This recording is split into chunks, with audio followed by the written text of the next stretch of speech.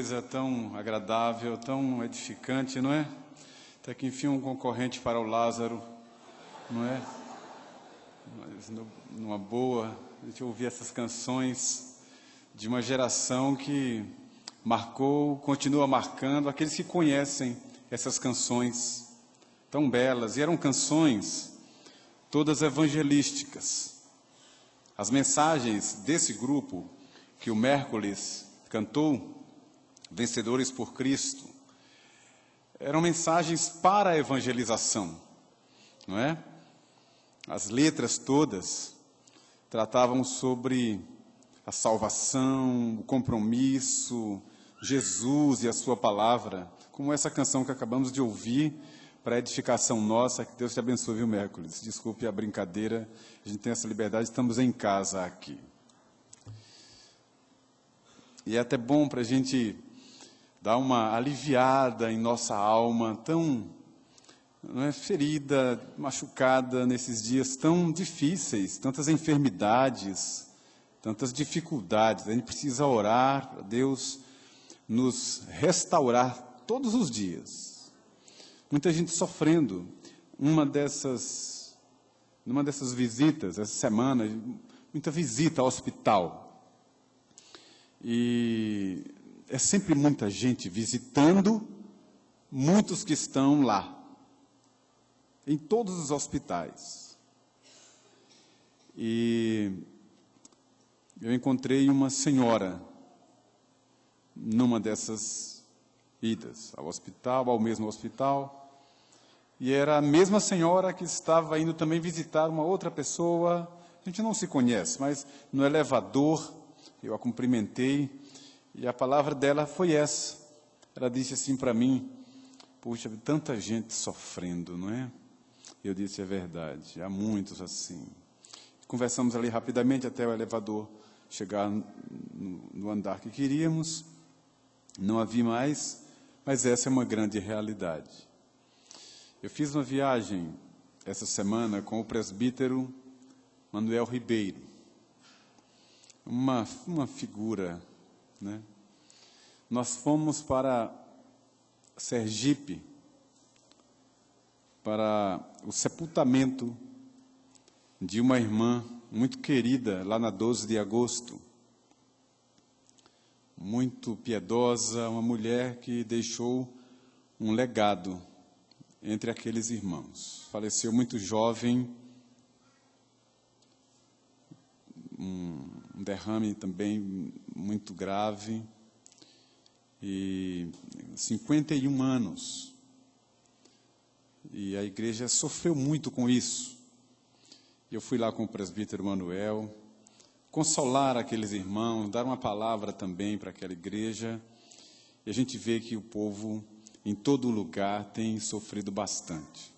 Só foi boa a viagem, né? Porque o seu Manuel é uma maravilha, uma bênção. Onde ele vai é com o facão do lado, que pode achar uma mangueira, um coqueiro. A gente indo pela linha verde, toda hora ele dizia assim: olha uma mangueira ali, né? E quando o ponteiro do carro chegava a 110, ele dizia: eu estou vendo, viu? Pode voltar. E não deixava passar de 110, que coisa boa. Irmãos queridos, eu quero partilhar com você, nesta noite, para nossa edificação e também desafio, o que está em Atos dos Apóstolos, no capítulo 5, com o título O Parecer de Gamaliel. O Parecer de Gamaliel. Você que acompanha pela internet, em muitos lugares, que a bênção de Deus esteja sobre a sua vida. Eu conheço e sei de algumas ovelhas que estão em casa, por alguma razão, não quero citar nomes, mas já mandaram inclusive o recado para mim, né? Estão acompanhando pela internet, adorando ao Senhor pela internet. Acompanhe a leitura que vou fazer. Verso 33 em diante. Eles, porém, ouvindo, se enfureceram e queriam matá-los. Mas levantando-se no sinédrio um fariseu chamado Gamaliel, mestre da lei, acatado por todo o povo, mandou retirar os homens por um pouco e lhes disse: Israelitas, atentai bem no que ides fazer a estes homens, porque antes destes dias se levantou Teudas, insinuando ser ele alguma coisa, ao qual se agregaram cerca de 400 homens, mas ele foi morto. E todos quantos lhe prestavam obediência se dispersaram e deram em nada. Depois desse, levantou-se Judas, o galileu, nos dias do recenseamento, e levou muitos consigo. Também este pereceu, e todos quantos lhe obedeciam foram dispersos. Agora vos digo: dai de mão a estes homens, deixai-os, porque se este conselho ou esta obra vem de homens, perecerá. Mas se é de Deus, não podereis destruí-los, para que não sejais, porventura, achados lutando contra Deus. E concordaram com ele. Chamando os apóstolos, açoitaram-nos, e ordenando-lhes que não falassem em o nome de Jesus, os soltaram. E eles se retiraram do sinédrio, regozijando-se por terem sido considerados dignos de sofrer afrontas por esse nome. E todos os dias, no templo e de casa em casa, não cessavam de ensinar e de pregar Jesus, o Cristo.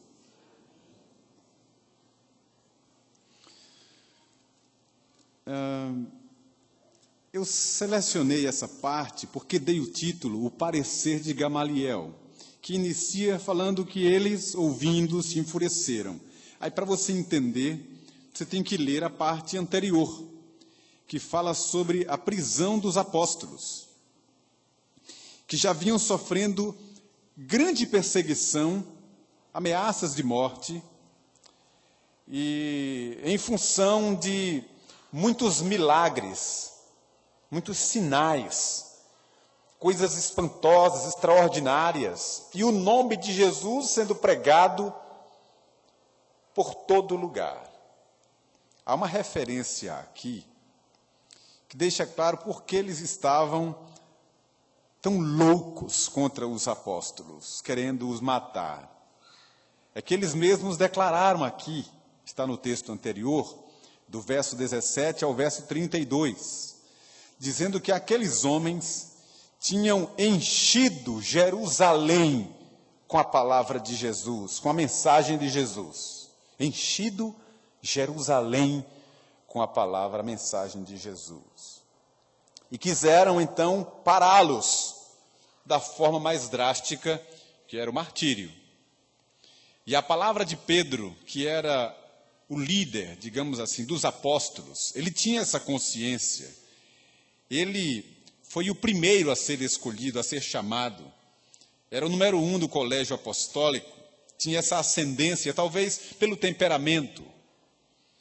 Por tantas vezes, ele responder em nome dos apóstolos. Alguns se acovardavam, não tinham coragem de falar certas coisas, e Pedro, então, em nome deles, falava. E muitas vezes quebrou a cara, outras não. Outras, ele, usado pelo Espírito Santo, disse coisas maravilhosas. Mas sempre Pedro, sempre ele. E aqui, da mesma forma. O verso 29 diz que então Pedro e os demais apóstolos afirmaram: antes importa obedecer a Deus do que aos homens. E aí eles se enfureceram ainda mais. E é aí que inicia o texto que eu li. Ouvindo, se enfureceram e queriam matá-los. E foi nessa hora que se levantou esse fariseu chamado Gamaliel e trouxe esse parecer. Tem uma coisa curiosa no texto, antes de eu focar o parecer do Gamaliel. É que Gamaliel fez um um arrazoado, um argumento tão perfeito, tão bem elaborado, tão na cara, tão claro, tão contundente, pelo menos aos nossos olhos. E foi tão contundente, tão bem arrumado, que o texto diz no verso de número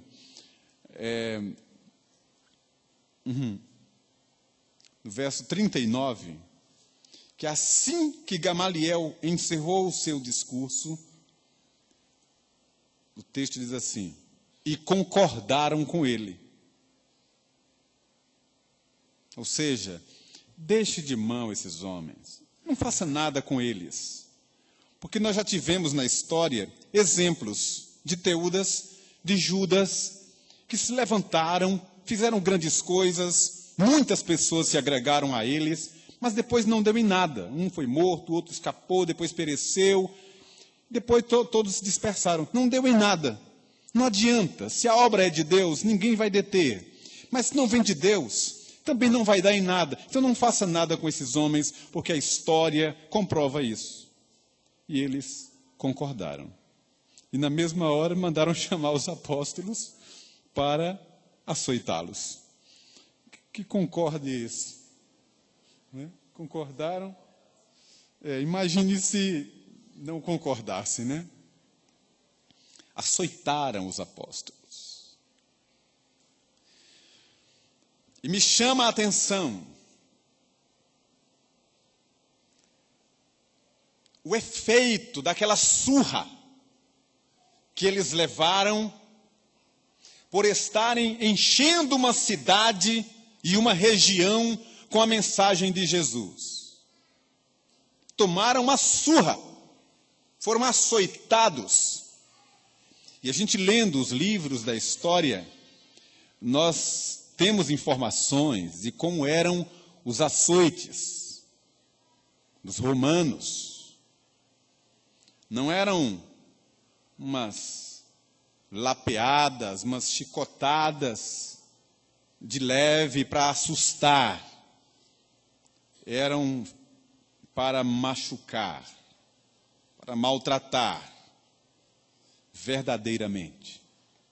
E o texto então diz: chamaram os apóstolos, açoitaram-nos e ordenando-lhes que não falassem em nome de Jesus, os soltaram, açoitados. Aí vem o que me espanta e mexe comigo. Verso 41. E eles se retiraram do sinédrio, regozijando-se por terem sido considerados dignos de sofrer afrontas por esse nome, com N maiúsculo. Dando graças a Deus, glórias a Deus, felizes por serem identificados com a seita do Nazareno e por sofrerem os mesmos maltratos que Jesus sofreu. E de serem encontrados dignos de serem maltratados por causa do nome de Jesus. E saíram felizes, alegres, regozijando-se.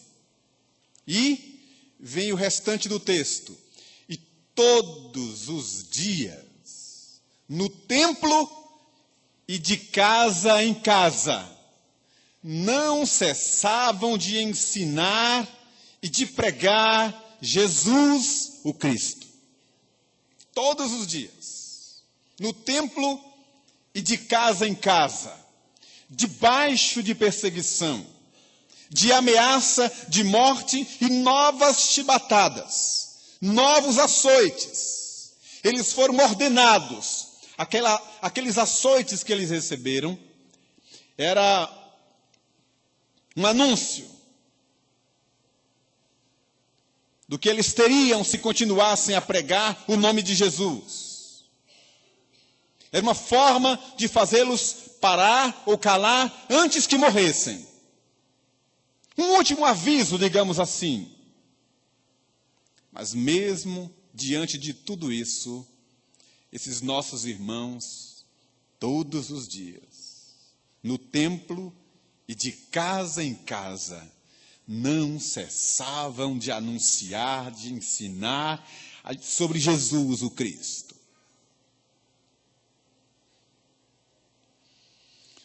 Em 2004, nós fizemos aqui na igreja, a mocidade, um grupo da mocidade, promoveu um filme, elaborou um filme, criou uma história. Arranjaram uma câmera muito boa, juntaram os atores, todos nossos, e fizeram uma história com o título Constrangidos pelo Amor.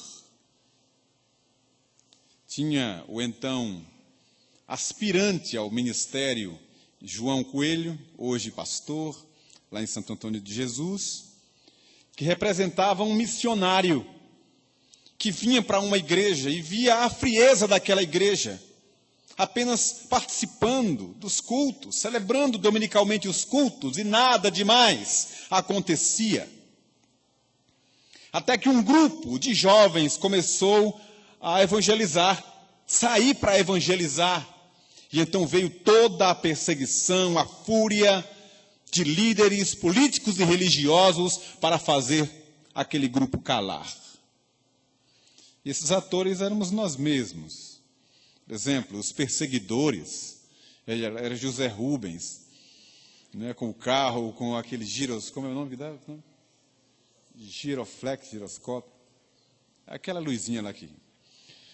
E foram gravadas cenas aqui na Rua da Mangueira, Cidade Baixa, vários lugares de Salvador, os meninos sendo perseguidos. Eu também era ator. Eu era um dos... Inclusive, foi uma coisa horrorosa, porque eu era o pastor de uma dessas igrejas, e por pregar a verdade, fui perseguido e fui torturado. Então, para demonstrar a tortura, fizeram umas... como é que dá o nome, menino? Que põe uma maquiagem de tortura, de sangue pisado, com pó de café, algodão assim dentro da boca para ficar toda torta. Eu fiquei horroroso. E me amarraram. E isso foi lá embaixo, onde é um estúdio desativado. Lá embaixo. Assim, mais escuro, para demonstrar ser uma masmorra. E aí me amarraram de verdade mesmo. Eu já perdoei todo mundo, graças a Deus. Mas me amarraram. E amarrado como eu estava, eu não podia...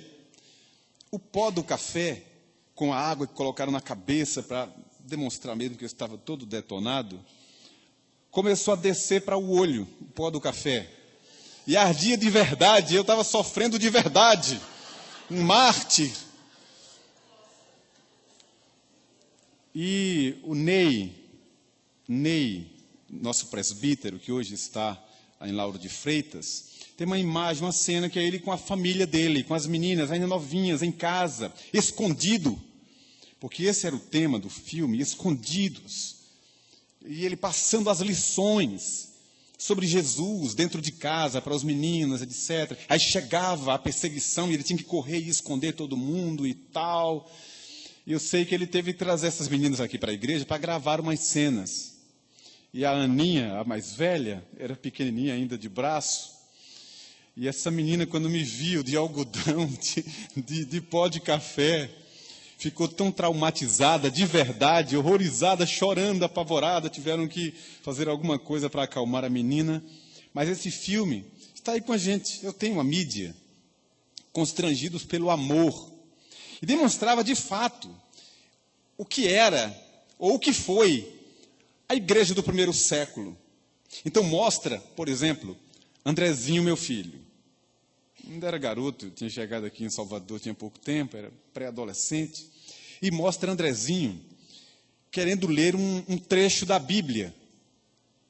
E aí André pega uma página da Bíblia, eu não sei se eles arranjaram ou se rasgaram mesmo a página, mas ele pega uma página dobrada no bolso e com uma lanterna num lugar escuro, fica lendo um trecho, depois guarda no bolso e sai correndo assim, sorrateiro, escondido, com medo de que alguém veja, e os meninos da mocidade na rua sendo perseguidos, que alguns apanharam de verdade, e depois deu o que fazer, porque apanharam mesmo.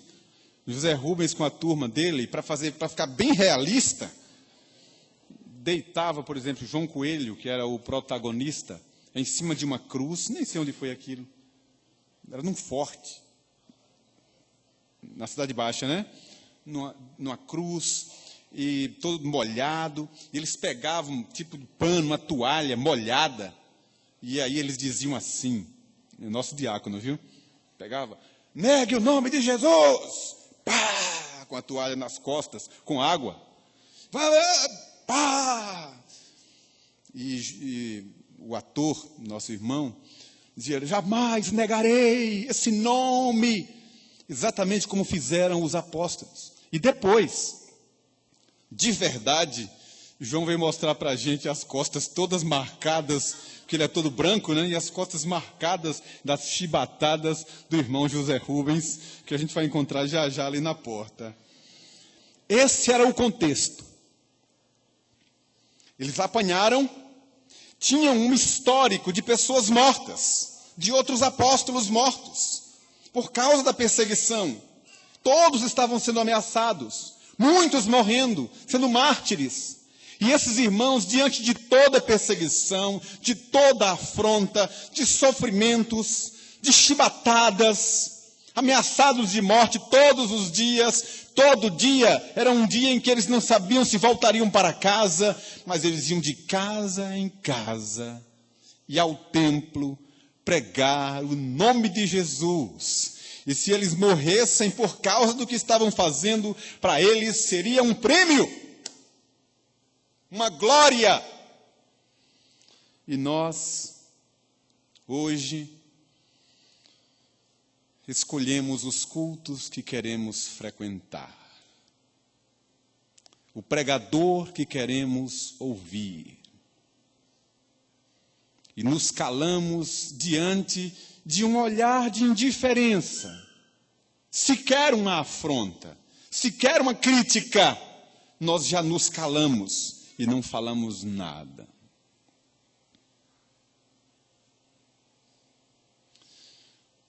Sabe, irmãos, eu tenho uma impressão, eu já li a respeito, existe uma opinião teológica sobre isso, eu quero dar a minha opinião.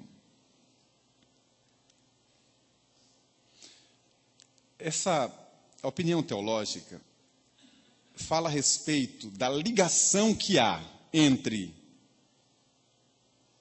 o avivamento, o compromisso e a dor, e o sofrimento.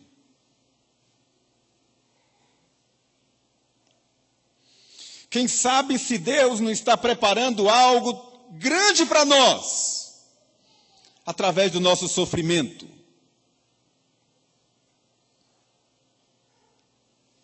Estudando os avivamentos na história do cristianismo, todos eles, sem exceção,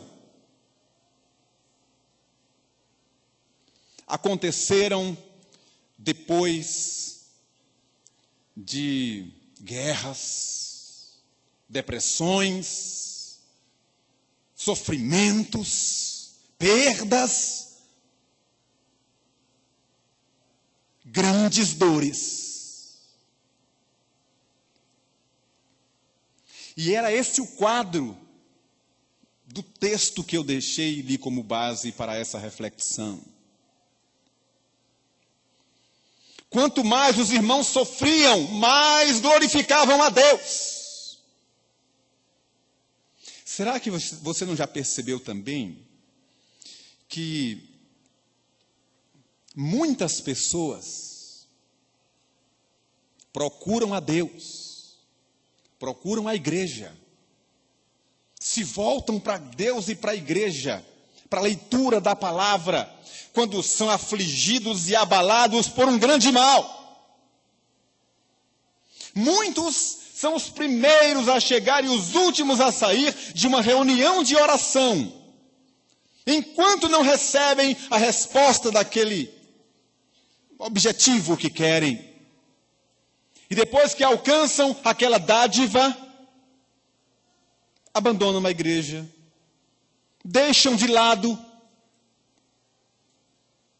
aquela piedade demonstrada, aquele apego às coisas de Deus.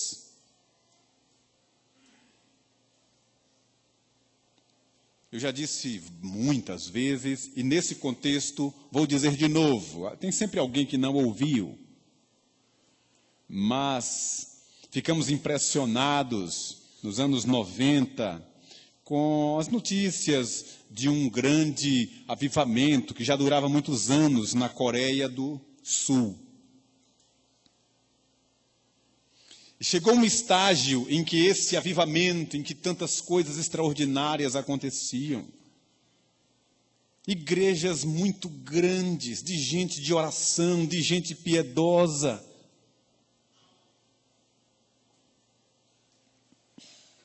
uma nação impactada pela igreja. As grandes forças, os grandes líderes daquela nação eram membros da igreja de Jesus, inclusive da igreja presbiteriana lá em Seul. Tudo aquilo nos impressionava muito, mas naquele período as notícias é de que aquele avivamento, aquela força, aquelas coisas todas extraordinárias já não aconteciam mais com a mesma evidência.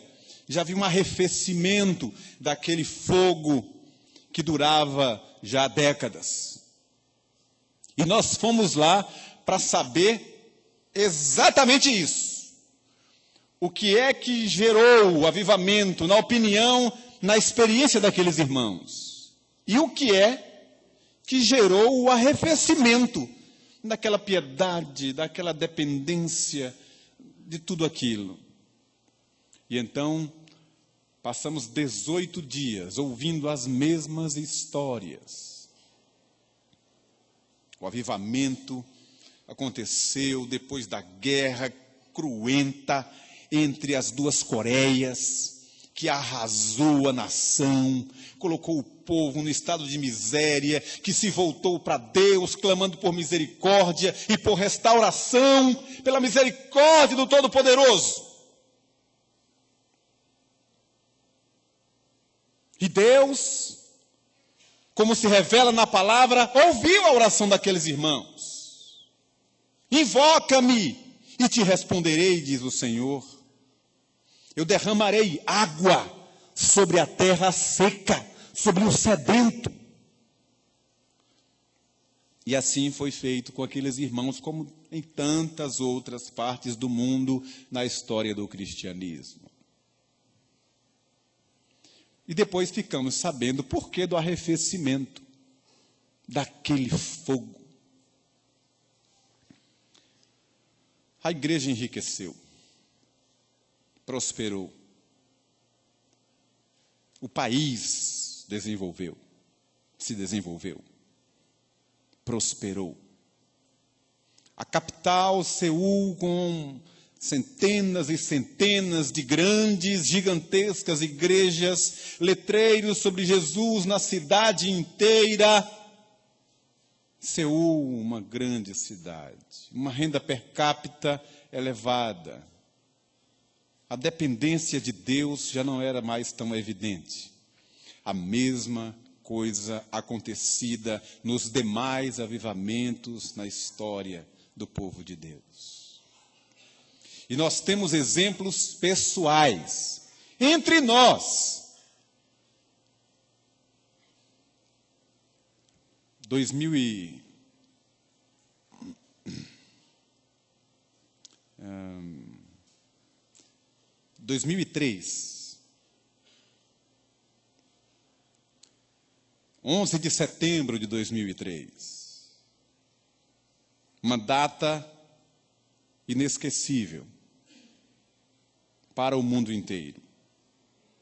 2001. Foi 2001? 2001.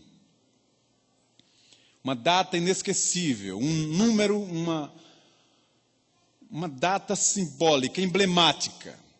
11 de setembro, que eu não preciso explicar o que foi.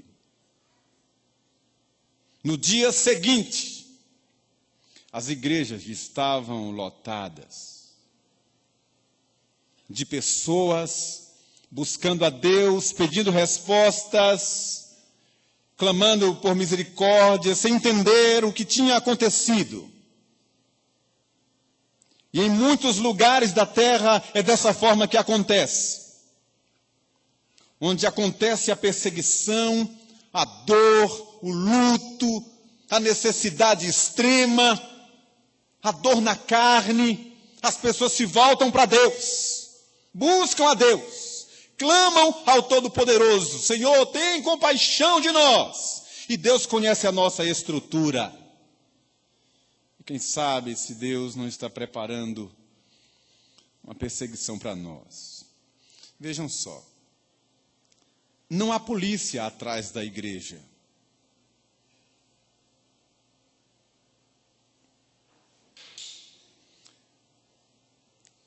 O que o governo fala é intolerância religiosa. É em liberdade religiosa. Cada um desenvolver o seu credo, a sua espiritualidade como bem convier. Não há perseguição religiosa. Estamos aqui e jamais vamos imaginar entrar pela porta agora aí um pelotão para me levar preso, prender os irmãos, barbarizar. Não imaginamos isso, porque estamos num país com liberdade religiosa. E a pergunta que deve ser feita é: Satanás, que estava por trás de muitas dessas ações, como instrumento, muitas vezes, do próprio juízo de Deus e do despertamento de Deus, ele agiu como Deus determinou, como Deus permitiu, e o contexto era aquele. Era perseguição religiosa, política, morte, prisões.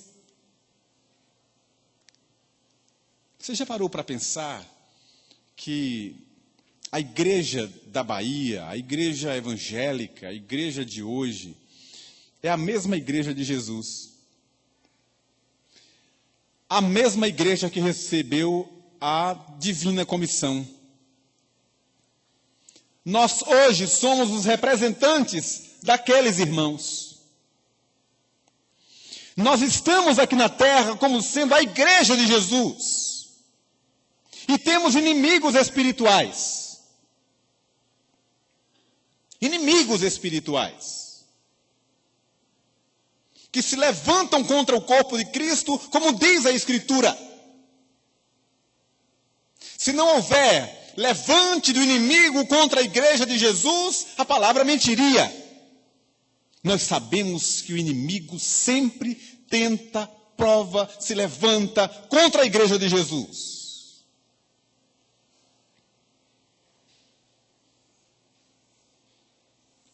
Mas então você não se pergunta de que forma,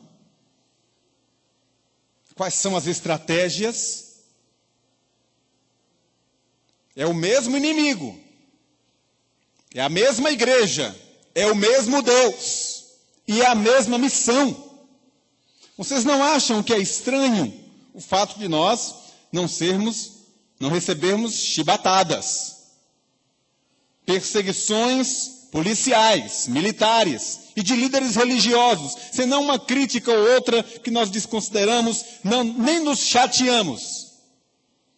Onde está a ação do inimigo contra a igreja? De que forma nós somos afetados e atacados para nos calarem?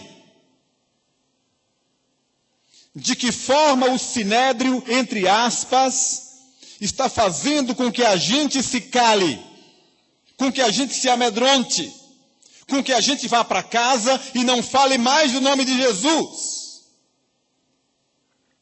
Alguns acham que são as leis que estão sendo criadas, leis perigosas. Recentemente circulou na internet uma lista de possíveis leis, algumas com emendas, projetos de leis, para serem aprovadas, que sendo aprovadas prejudicam a igreja, e a gente fica pensando, é essa a perseguição? É esse o levante? É essa a forma de calar a igreja, de açoitar a igreja de Cristo nos últimos dias? Não foi aprovada nenhuma lei.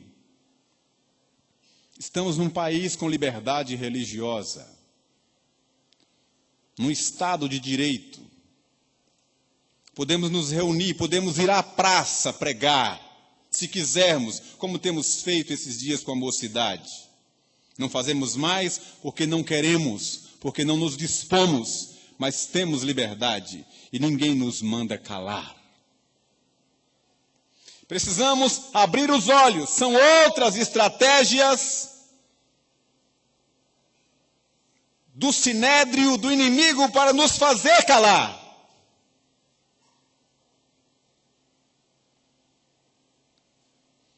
E ele está pressionando a igreja com o mundanismo, com o secularismo, com as coisas desse mundo, sufocando a nossa vida. E os crentes, os servos de Deus, os discípulos de Jesus, não têm mais tempo para se fortalecerem na palavra, na oração, no louvor, no testemunho, nas coisas de Deus. Será que dá para você pensar um pouco comigo a respeito disso? Se está escrito na palavra de Deus que o nosso alimento é a palavra de Deus e a sua verdade. Nem só de pão viverá o homem, mas de toda a palavra que sai da boca de Deus. É de Deus que nos alimentamos, é nele que nos fortalecemos. Espiritualmente nós recebemos o pão do céu. Veja como é que vivem as famílias e o povo evangélico hoje, completamente voltado para as coisas dessa vida, para o trabalho secular, para as coisas desse mundo, e para Deus é o que sobra, só o domingo, vem uma vez no domingo, às vezes duas vezes, não vem durante a semana, não participa de nada, não dá testemunho, não evangeliza, não entrega um folheto, não chama ninguém à ordem, vivemos apenas para cultuar.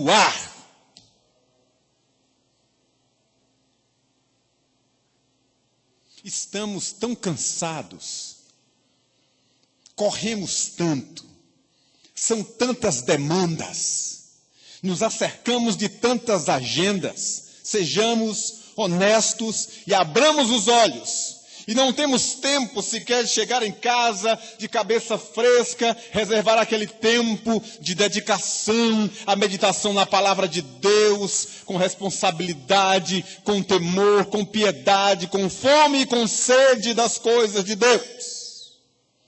A maioria lê a Bíblia aqui. Quando o liturgo diz, abramos a Bíblia em tal lugar e leiamos, são Bíblias novinhas, mal folheadas, sem rasuras, sem manipulação alguma, porque são Bíblias que não são lidas. Chegam em casa, vão para a estante e são retiradas quando as pessoas estão de volta à igreja.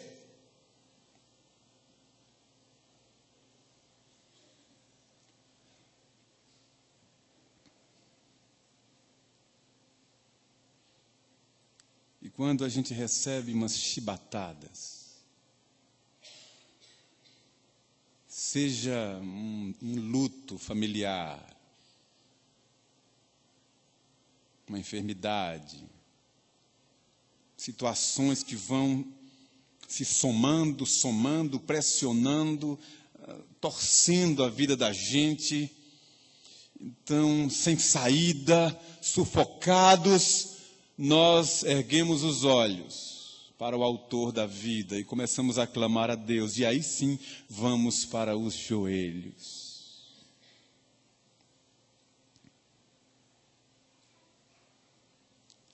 nós não podemos nos calar.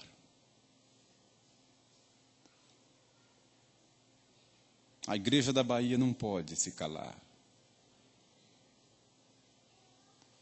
Gamaliel tinha razão.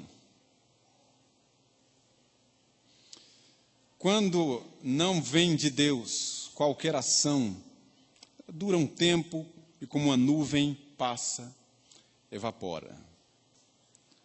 Mas quando algo vem do Senhor, ninguém pode deter.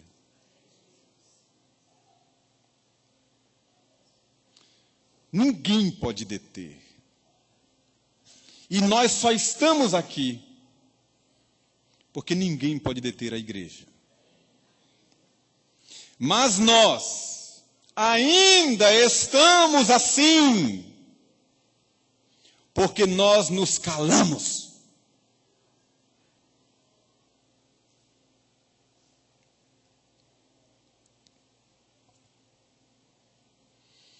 Eu tenho dito a algumas pessoas, em determinados momentos, se as pessoas que vêm em busca da igreja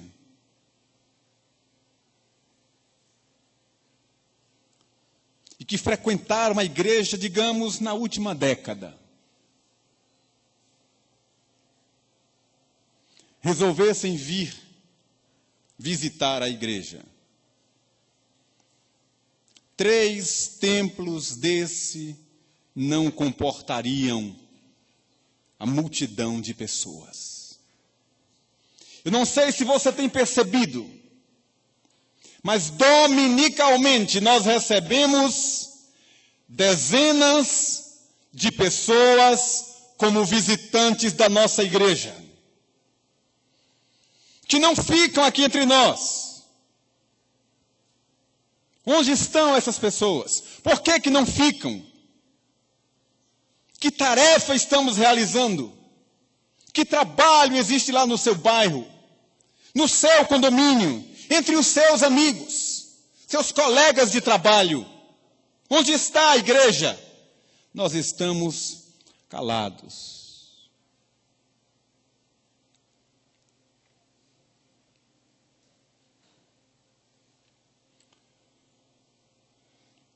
Eu quero conclamar a igreja. E quando eu falo igreja, não é a instituição, é você. Me coloco no mesmo barco. Aqui, clamemos mais a Deus.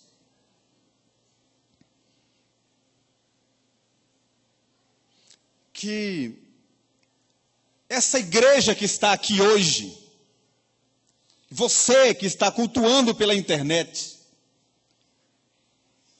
nos ajude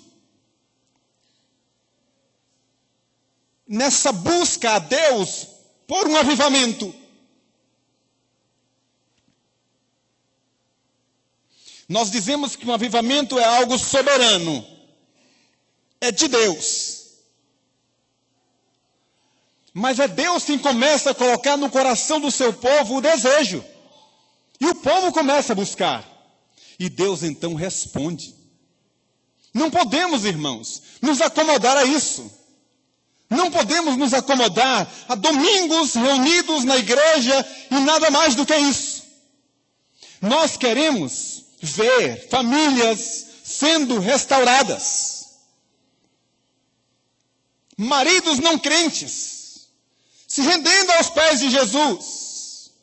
Mulheres que ainda não conhecem ou não se declararam crentes, rendidas a Jesus. Famílias inteiras vindo para a igreja.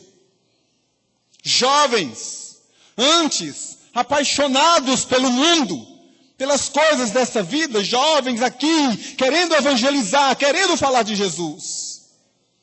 Mais crianças na igreja, mais casais, mais vidas dedicadas nas reuniões de oração, buscando a Deus, e Deus respondendo graciosamente o anseio da igreja. Não podemos ficar apanhando do inimigo. A surra só vale se for para a glória de Deus. Essa é a diferença. Por isso que os apóstolos ficaram felizes, porque estavam apanhando por causa do nome de Jesus. E então, irmãos, o que é que vocês dizem? Nós vamos continuar acumulando pesos, recebendo golpes, notícias ruins, afligidos por setas, por dardos inflamados, perdas. O inimigo ceifando no nosso meio a alegria, a paz. E a gente calado. Eu não creio que você concorde com isso. Só vale a pena apanhar se for pelas coisas de Deus. O apóstolo Pedro disse: irmãos, nós não soframos nada por sermos malfeitores, não vale a pena.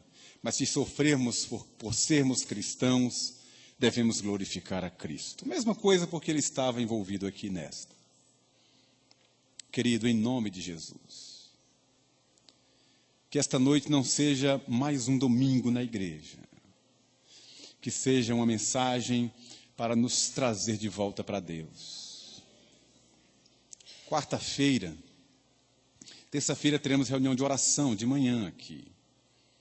E na quarta-feira teremos outra reunião aqui, de oração e meditação na palavra. Eu estou buscando a Deus, irmãos. E eu creio que Deus vai fazer uma coisa muito bonita com a gente.